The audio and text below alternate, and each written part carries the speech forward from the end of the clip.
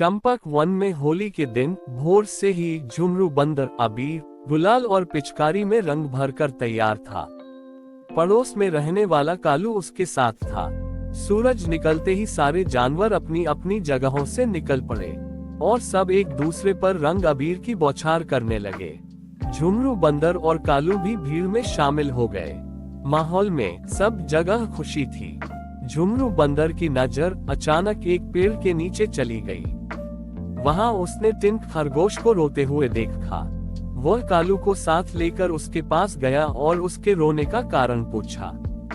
टिंकू ने बताया, मैं भोर में सुंदर वन में रहने अपने दोस्त के साथ होली खेलने जा रहा था। रास्ते में बदमाश पीलू सियार अपने दोस्तों के साथ आया और होली के बहाने से मेरे चेहरे के साथ पूरे शरीर में कीचड़ मल दिया और फिर मेरे रंग और रूपे लूट ले गया।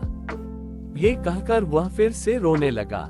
उसे देखकर झुमरू को दया आ गई। उसने कहा, टिंकू तुम मत रो, जाओ घर जा नहा धोआओ। फिर उसने अपनी जेब में हाथ डाला। पैसे उससे कम लगे तो उसने अपने दोस्त कालू से कहा, भाई कालू, टिंकू को अभी इसी समय पैसों की जरूरत है। मेरे पास इसे देने के लिए कम पड़ रहे हैं। क्या तुम्हारे पास कुछ पैसे हैं?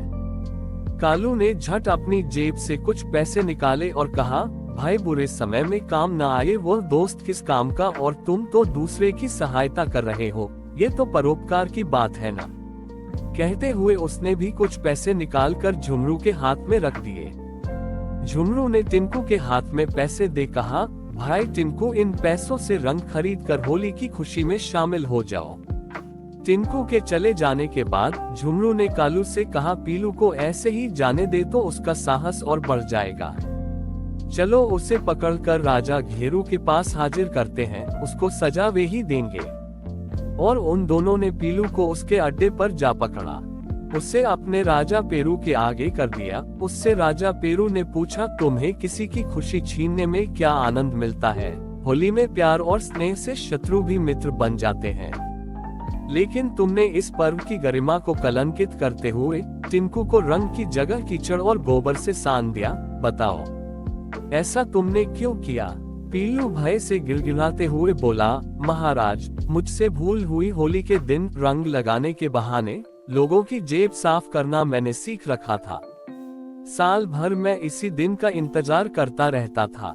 इस दिन मुझे इतने पैसे मिल जाते थे कि इनसे बड़े आराम से मेरा गुजर बसर हो जाता था।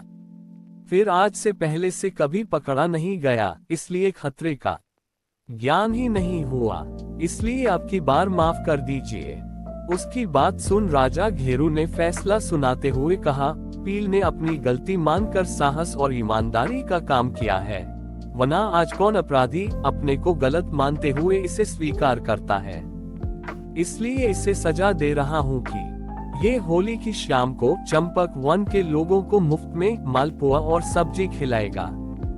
सब राजा के फैसले से खुश हो गए। होली का उत्साह और उमंग परवान चढ़ने लगा। पर पीलू सियार दिन भर होली खेलना भूलकर चंपक वन के लोगों के लिए मालपुए बनाने में लग गया। उसके साथी भी सब्जी बनाने और पूरियां तलने में लग गए। इसमें भी उनको एक विचित्र आनंद मिल रहा था। शाम को पीलू सियार ने चंपक वन के लोगों मालपुआ और सब्जी पूरी खिलाकर अच्छे नागरिक बनाने की शपथ